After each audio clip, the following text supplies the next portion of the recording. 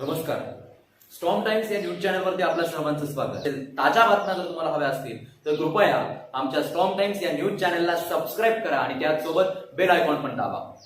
नमस्कार मित्रांनो, मी ऋतुजा स्टॉर्म टाइम्समध्ये आपल्या सगळ्यांचं स्वागत आहे. आणि आता मुख्य बातमी ती मराठा आरक्षणाबद्दलची. मराठा आरक्षणावरची स्थगिती उठवून मराठा आरक्षण कायम राहील अशी अपेक्षा मराठा समाजाची होती. मात्र गायकवाड समितीचा अहवालच नाकारत आरक्षणाचा कायदा सुप्रीम कोर्टानं रद्द केलेला आहे. त्यामुळे मराठा समाजाचा लढ्याला धक्का बसलेला आहे. आता मुख्यमंत्र्यांनी केंद्र सरकारकडे आरक्षणाच्या विषयी लक्ष घालण्याची मागणी केलेली आहे. सुप्रीम कोर्टाकडून मराठा आरक्षण रद्द.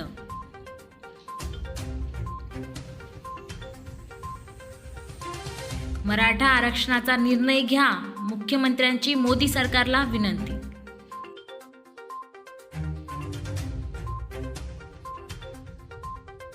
छप्पन्नशावर महाराष्ट्रभर मोर्चे आणि 50हून अधिक मराठा तरुणांनी आत्महत्येसारखं टोकाचं पाऊल उचलून दिलेलं बलिदान.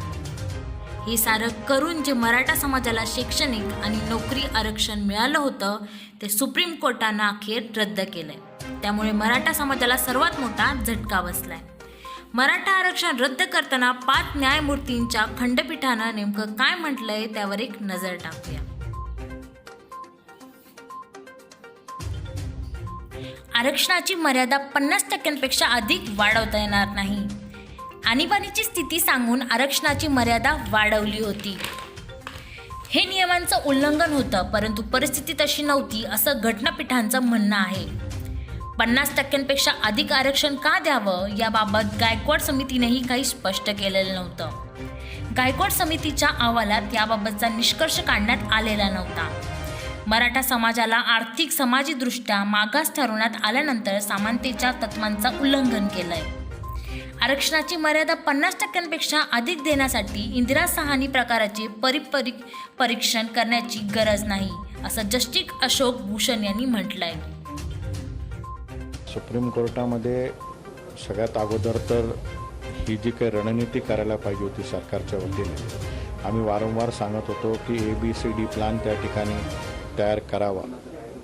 टाईम फ्रेममध्ये कामं न झाल्यामुळे, ॲक्शन्स न घेतल्यामुळे याला एक मागे एक वेगवेगळे वळण लागत गेले आणि त्याचा परिणाम आज या ठिकाणी भोगावला. गायकवाड कमिशनच्या रिपोर्टला कोणीच विरोध केला नाही किंवा कोणीच त्यांच्यासमोर कसं बोललो नाही. म्हणजे हा केसेस फॉलो करून तयार केलेला हा रिपोर्ट होता. दुर्दैवाने आपण सर्वोच्च न्यायालयाला ते योग्य प्रकारे पटवू शकलो नाही. 50%च्या वरचं आरक्षण देता येणार नाही असं सांगून हे आरक्षण रद्दबातल केलं. सुप्रीम कोर्टानं मराठा आरक्षण रद्द केलं असलं तरी मेडिकलच्या विद्यार्थ्यांना दिलासा दिलाय.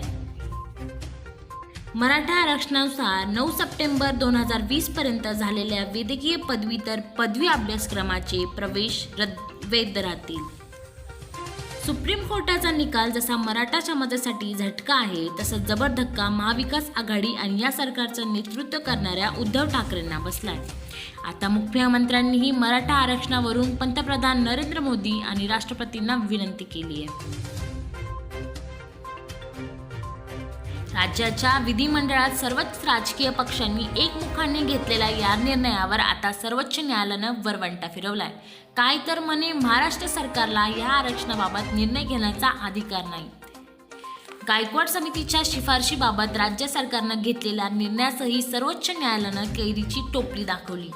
महाराष्ट्राची विधानसभा सार्वभौम आहे आणि सरकार हे लोकांचा आवाज आहे.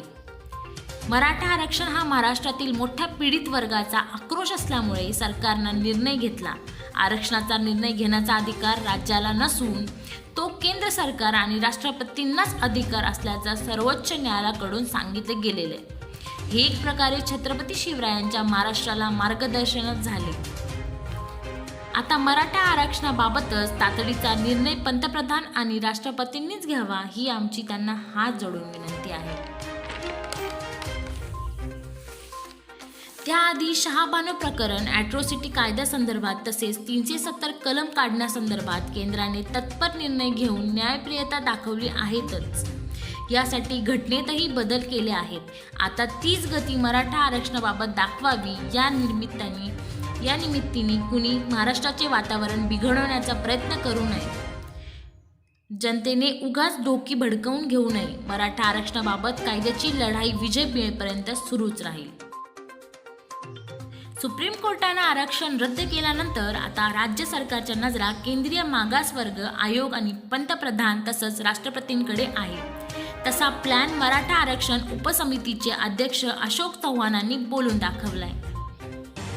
त्याच्यामध्ये ज्या ज्या काही समजा उणिवा असतील त्या निश्चित दूर केल्या जातील. मागच्या सरकारच्या काळामध्ये ज्या काही उणिवा ठेवल्या असतील, राहिल्या असतील, त्या आम्ही दूर करू आणि त्या दूर करून आमचा अहवाल मराठा आरक्षणाचा आणि मराठा समाजाला एक्स्ट्रॉर्डिनरी आणि एक्सेप्शनल सर्कमस्टन्स कसे आहेत हे सिद्ध करून तो आम्ही अहवाल केंद्राकडे पाठवू.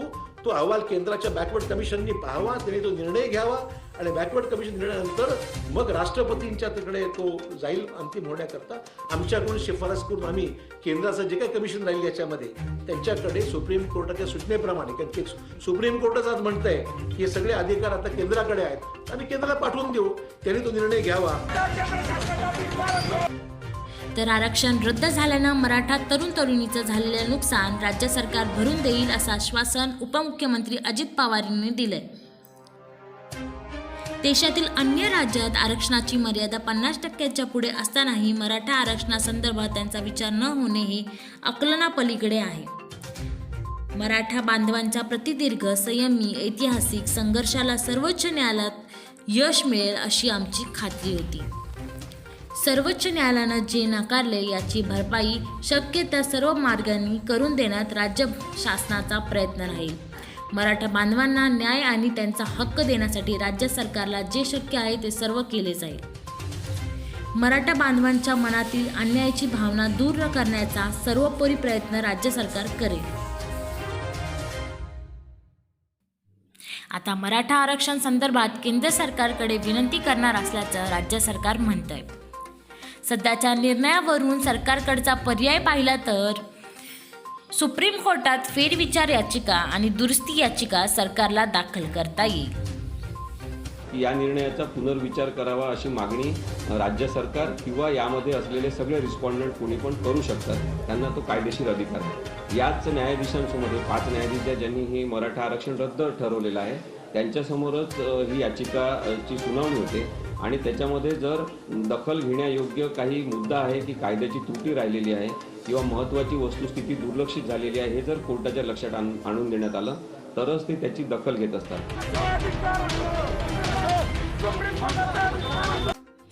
सुप्रीम कोर्टाच्या निकालानंतर मराठा समाजाचा हिरमोड झालाय. मात्र असं असलं तरी अजून लढाई संपलेली नाही. पुन्हा नवे मार्ग शोधून आरक्षण कसं मिळवता येईल यासाठी सत्ताधारी आणि विरोधकांनी एकत्र येणं गरजेचं आहे.